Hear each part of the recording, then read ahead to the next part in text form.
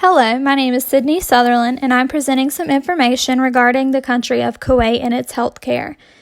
I had to interview somebody who has either lived in or served missions in this country. The person I chose to interview, her name is Alana. I have known her for a few years now. Her son is actually my boyfriend's best friend. She's involved in a teaching contract in Kuwait where she teaches elementary school-age kids English. She has lived in Kuwait going on almost 3 years now. And throughout this PowerPoint, you will see some questions that I have personally asked her along with her answers.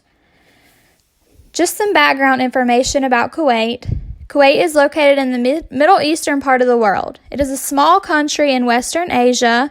Kuwait is under a constitutional emirate government and has been since 1962. The total population of Kuwait is 4.2 million. They operate under a government-funded healthcare system, which means the government pays for healthcare and the Kuwaiti citizens don't pay for anything out of pocket. Kuwait falls under the High-Income World Bank Group. The most prevalent diseases are obesity, diabetes, and cancer in Kuwait. Kuwait is actually the fourth most obese country in the world. The leading cause of death is due to ischemic heart disease. My first question for my interviewee was, what is Kuwait's main health problem? She said that diabetes is the most common disease. However, obesity is rapidly rising. Something else that she said I thought was pretty interesting was that the most common disability in Kuwait is mental retardation because they marry within their own family so that they can keep their family name.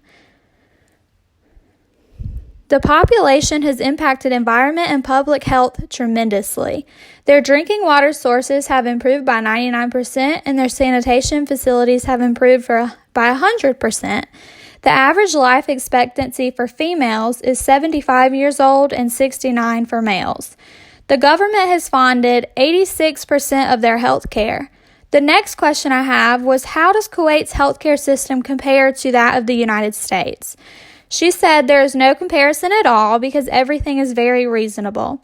She gave an example of a time she had to get an MRI done and it only costed $16. As long as you hold a civil ID or a passport, all health care is free. However, they do hold some medications back just for Kuwaitis. As we know, there are many things that greatly impact a country. Kuwait is part of an Arabian culture and practices under the Islamic religion. Their healthcare is government funded under the Ministry of Health. I asked her how culture and religion impact healthcare, and she said that they both impact healthcare greatly because women can only be seen by women healthcare personnel. They also close all healthcare facilities during religious holidays. The religious aspect plays a huge role because everything is inshallah, meaning God's will. If you die, you die.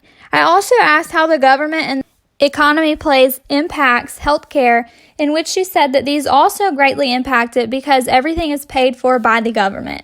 Economically, Kuwait is one of the richest countries in the entire world. To summarize this interview and health information regarding Kuwait, obesity is the biggest healthcare problem in Kuwait.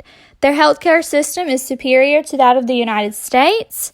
Their government is heavily involved in the healthcare world. I asked what recommendations she had to improve healthcare in Kuwait, and she said that her only recommendation would be to offer equal healthcare treatments to residents regardless if they have a passport or not. Lastly, I asked her how her time has been in Kuwait overall. She has loved it. She said that she has received the best healthcare ever and never felt like she was being treated indifferently or anything but the best way possible. The only problem that she has ever had was that she had to change a medication just because she wasn't Kuwaiti. And here are my references. Thank you so much for listening, and I hope you enjoy.